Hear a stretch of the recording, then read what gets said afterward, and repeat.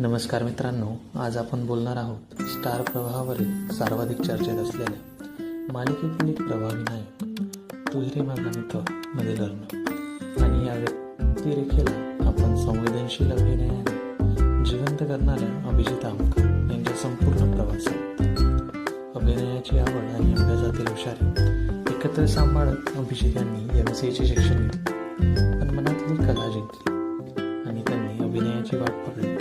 सुरुवातीला लहान मोठ्या मालिकांमधून त्यांनी आपली उपस्थिती दाखवली. अरे वेड्या म्हणा आणि नकटीच्या लग्नाला यायचं हवं यासारख्या मालिकांनी त्यांना पहिली लोकप्रियता दिली. पण या प्रवासात खरी ठसा उमटवला तो त्यांच्या चित्रपटातील अभिनय. एक सांगायचं त्यांचे धारणे या भावनिक चित्रपटातून त्यांनी चित्रपटसृष्टीत दमदार प्रवेश केला. नंतर टकाटक मधील चंदू या हलक्या फुलक्या मजेशीर भूमिकेमुळे त्यांनी हास्य आणि कॉमिक टायमिंगचे तितक्याच ताकदीने केले. रोमॅन्टिक शैलीत त्यांनी आय ड्रीम यू मध्ये कयादू लोहारसोबत काम करत आपली रोमॅन्टिक बाजू दाखवली. तर थ्रिलर आणि सस्पेन्स विभागात भ्रमसारख्या चित्रपटातून त्यांनी गंभीर आणि रहस्यमय पात्र उत्तमरित्या उभं केलं. याशिवाय हृदयी वसंत फुलताना, टॉयलेट आणि सत्यभामा यासारख्या चित्रपटात त्यांनी फिल्मोग्राफीला अधिक खोली आणि विविधता दिली.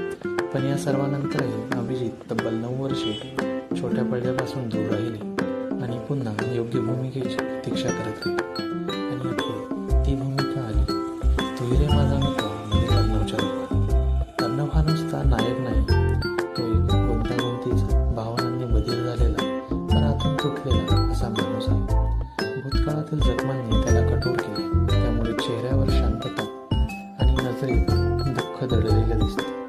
ईश्वरीच्या जीवनात आल्याने त्याच्यात निर्माण होणार प्रेम, त्या प्रेमाची भीती, त्यातील गोंधळ, राग, संताप आणि शांततेतही जाणवणारी तडाव या सगळ्यामुळे अर्णवची व्यक्तिरेखा प्रेक्षकांसाठी केवळ नायक नाही तर एक अनुभव बनते. प्रेक्षकांनी त्याला अँग्री यंग मॅन अशी ओळख दिली कारण त्याच्या अभिनयात राग असला तरी त्यात भावनिक खोलीही आहे. अभिजित आपल्या वैयक्तिक आयुष्याबद्दल खूपच खाजगी आहे. त्यांचं प्रेम जीवन, रिलेशनशिप याच्याबद्दल फारशी माहिती बाहेर नाही आणि त्यांनी तसेच ठेवणं पसंत केलं आहे. पण अभिनयाच्या जगात मात्र ते पूर्णपणे उघडे, प्रामाणिक आणि मेहनतीने उजळलेले दिसतात. त्यामुळेच अर्णवची भूमिका त्यांच्या करिअरमधील फक्त एक पात्र नाही, ही त्यांची पुनर्जन्माची सारखी कमबॅक स्टोरी आहे. कला, संघर्ष, संयम आणि प्रेक्षकांच्या अपार प्रेमाचा सुंदर संगम. आणि म्हणूनच तू ही रे माझा मित्रामधील अर्णव